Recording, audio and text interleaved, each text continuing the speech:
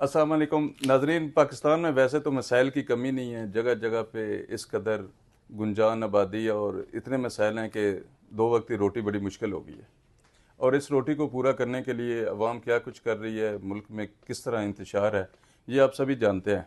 लेकिन आज मैं थोड़ा सा जिक्र ये करना चाहूँगा कि हुकूमतों का क्या किरदार होता है, हुकूमतें इसमें क्या करती हैं।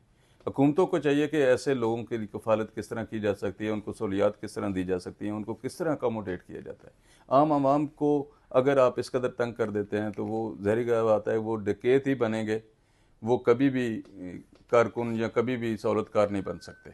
तो आज मैं जिक्र करूँगा वफाकी दल हुकूमत नेशनल प्रेस क्लब में पीपल्स पार्टी के सीनियर रहनुमा साबिक़ MNA और इंतहाई मोतबर शख्सियत पीपल्स पार्टी की चौधरी मंजूर साहब ने आज एक प्रेस कॉन्फ्रेंस की है PIA लेबर यूनियन के सदर के हमरा। उन्होंने इसमें बड़ा वाज़ेह एक पैगाम दिया है कि पीपल्स पार्टी मौजूदा हुकूमत का हिस्सा नहीं है। वो कानून पे यकीन रखती है, वो कवानीन पे यकीन रखती है, वो लॉज को मानती है, लेकिन ज़बरदस्ती वाले काम में न कभी उन्होंने मदाखलत की, न वो करेगी, न उनका ये शेवा रहा है। हमेशा जब भी अवाम की बात हुई, जब भी अवाम के ख्वाबों की ताबीर की बात हुई, जब भी अवाम की सहूलत की बात हुई, तो उन्होंने हमेशा कोई भी हुकूमत हुई या ख़ुद हुकूमत में हुए तो उन्होंने उनका साथ भी दिया और उसको लेके आगे भी चले। अगर आप वफाकी दारुल हुकूमत के सरकारी इदारों की बात करें तो सरकारी इदारों में भी हमेशा अगर तनख्वाहों की बात हो तो हमेशा पीपल्स पार्टी ने ही उन लोगों को, सरकारी मुलाजमीन को सपोर्ट किया और उनकी तनख्वाहों में यहाँ इजाफा किया।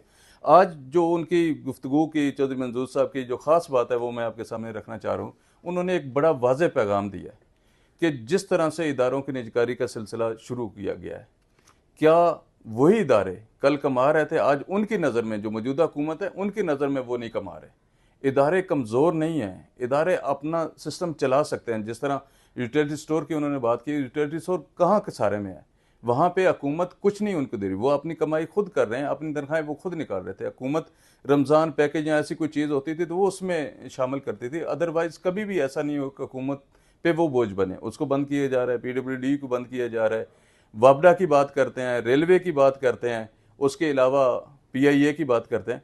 जहां आप इदारे इस कदर बेचना शुरू हो जाएंगे तो बाकी क्या रह जाएगा। कभी भी पाकिस्तान पीपल्स पार्टी, ये चौधरी मंजूर साहब का कहना था, कभी भी पाकिस्तान पीपल्स पार्टी इदारों की बंदिश के हवाले से किसी का साथ नहीं खड़ी हुई, ना साथ दिया। हमेशा वो इदारों की आज़ादी और काम की जो गुंजाइश है उस पर हमेशा यकीन रखती है। आज उनका ये वाज़ेह पैगाम था कि एक तो उन्होंने कहा कि पीपल्स पार्टी जो है वो हुकूमत का हिस्सा नहीं, दूसरा उन्होंने कहा कि हम मुल्क भर में एक जो इदारे बंद किए जा रहे हैं पूरे पाकिस्तान में, कराची, लाहौर, मुल्तान, पेशावर, इस्लामाबाद, रावलपिंडी, सब जगह पे हम उन इदारों के सामने एक एहतजाज का सिलसिला शुरू कर रहे हैं और उसमें हमें ये वाज़ेह पैगाम दे रहे हैं। ये उन्होंने बताया कि ये पॉलिसी जो है ना, ये डार साहब की पॉलिसी है, डार साहब की अपनों की पॉलिसी है। वो इदारे बेचने के दर पे हैं, लेकिन हम नहीं चाहते कि जो इदारे काम कर रहे हैं उनको बेचा जाए। तो अगर इस तरह की सहूलतकारी अगर अवाम को हासिल हो तो यकीनन अवाम बेहतरी की तरफ हो जाती है। वो जितने मजदूर हैं, स्टील मिल की उन्होंने बात की, स्टील मिल जब बंद की गई, क्यों बंद की गई, उसका क्या कसूर था, उन वर्करों का क्या कसूर था, या किस तरह से उनके लोगों का रोज़गार छीना गया। और इसी तरह अब दीगर का रोज़गार छीना जा रहा है। अगर ये प्राइवेट करके उसमें मुनाफा कमा सकते हैं, अपने लोगों को मोबिलाइज कर सकते हैं, तो वो सरकारी तौर पे उसको चला के एक बेहतर सिस्टम बना के क्यों नहीं किया जा सकता। तो ये उनका पैगाम था। तो मेरा ये ख्याल था कि मैं आप लोगों से ये शेयर करूं, क्योंकि चीज़ें हर कोई अपनी जगह पे लेके चलता है, लेकिन पाकिस्तान पीपल्स पार्टी हमेशा अवाम के साथ रही है, वर्कर के साथ रही है, और जहाँ भी अवाम का नुकसान होने का खदशा हो वहाँ अवाम के साथ खड़ी है। और अब भी हम एक सिस्टम के तहत एहतजाज का एक सिलसिला शुरू करेंगे, क्योंकि चौधरी मंजूर साहब पीपल्स लेबर जो ब्यूरो है उसके भी हेड हैं और वो उसको भी देखते हैं, क्योंकि लेबर यूनियंस जितनी हैं उनको साथ लेके चलेंगे। तो इंशाल्लाह अगले प्रोग्राम में मज़ीद इनके हवाले से जो गुफ्तगू होगी वो आपके सामने रखेंगे। बहुत शुक्रिया।